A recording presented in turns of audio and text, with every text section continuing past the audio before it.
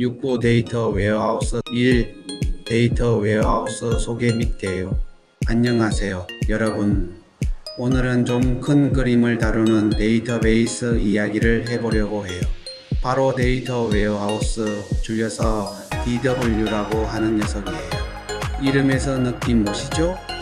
웨어하우스는 창고잖아요. 맞아요. 데이터 웨어하우스는 데이터의 거대한 창고 같은 거예요.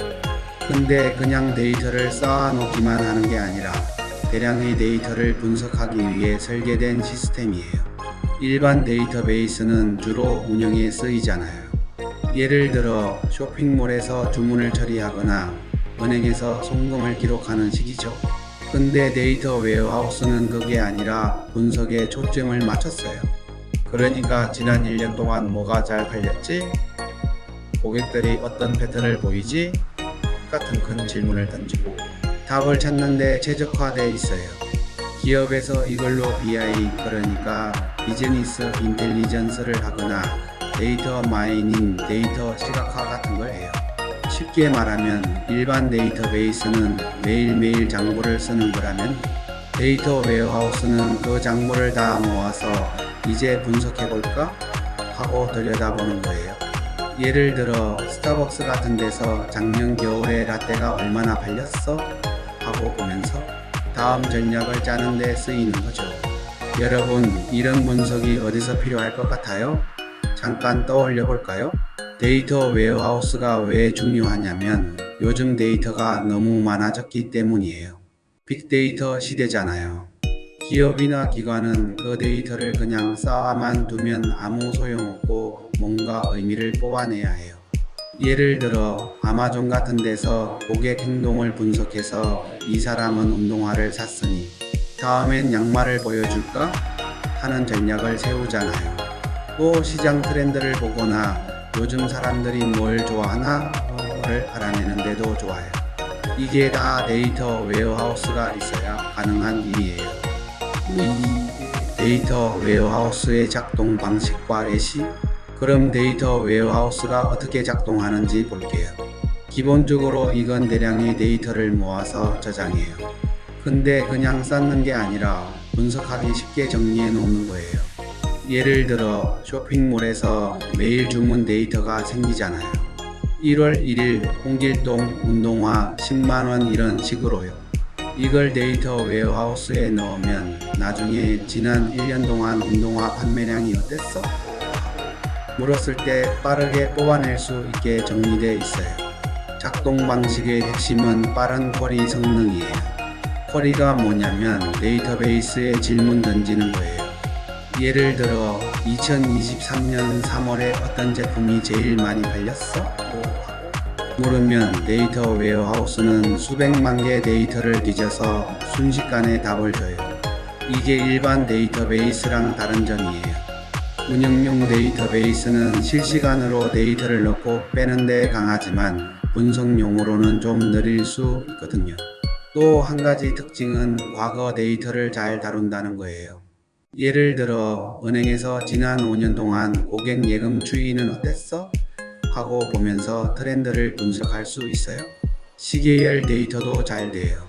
월별로 매출이 어떻게 변했지? 같은 질문에 딱 맞죠.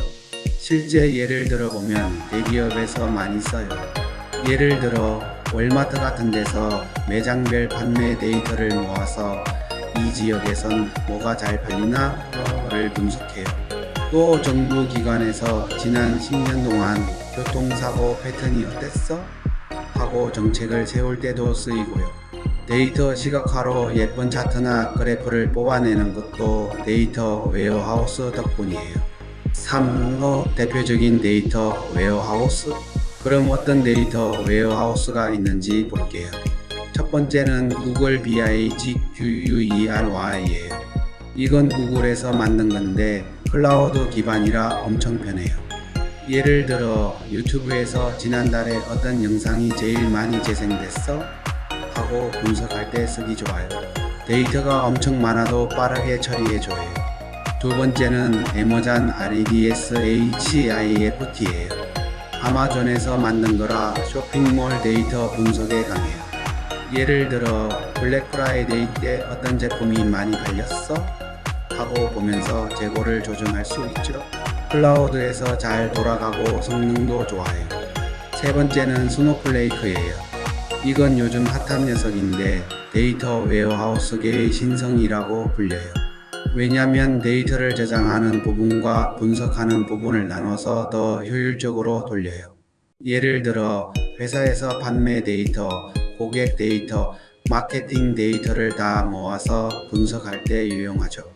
이 데이터 웨어하우스들은 빅데이터 분석이나 AI 기반 예측 시스템에서 많이 쓰여요. 예를 들어 내년 매출이 어떻게 될까를 예측하거나 고객이 뭘 좋아할까를 알아내는 데 딱이에요. 4. 데이터 웨어하우스의 특징과 토론. 이제 데이터 웨어하우스의 특징을 정리해 볼게요. 첫 번째는 대량 데이터 분석과 빠른 쿼리 성능이에요. 수백만, 수억 개의 데이터를 순식간에 분석해줘요. 예를 들어 지난 3년 동안 전국 매출 TOP5 제품이 뭐예요? 하면 바로 뽑아내죠. 두 번째는 과거 데이터 저장과 시계열 분석에 유용하다는 거예요. 예를 들어 5년 전부터 지금까지 기온 변화 같은 걸 볼 때 좋아요. 기업에서도 작년 이맘때 매출이 어땠지? 하면서 비교할 수 있죠. 근데 단점도 있어요. 실시간 데이터 처리에는 좀 부적합해요. 데이터 웨어하우스는 주로 과거 데이터를 모아서 분석하는 데 강하니까 지금 당장 주문 들어온 걸 처리해. 같은 건 운영용 데이터베이스가 더 나아요. 그러니까 용도에 따라 쓰임새가 달라지는 거죠. 자, 이제 여러분이랑 얘기 나눠볼게요. 데이터 웨어하우스가 어디에 잘 맞을 것 같아요? 예를 들어 매출 분석이나 트렌드 예측 얘기했는데 또 어디서 쓸 수 있을까요? 기다린 예를 들면 병원에서 지난 10년 환자 데이터를 분석해서 건강 트렌드를 보는 건 어떨까요? 또 반대로 안 맞는 곳은 어디일까요? 실시간 채팅 시스템이라면 좀 과할까요? 자유롭게 말해주세요. 이런 고민을 해보면 데이터 웨어하우스가 언제 빛나는지 더 잘 보일 거예요. 5. Q&A 및 마무리. 좋아요. 이제 마무리하면서 질문 받을게요.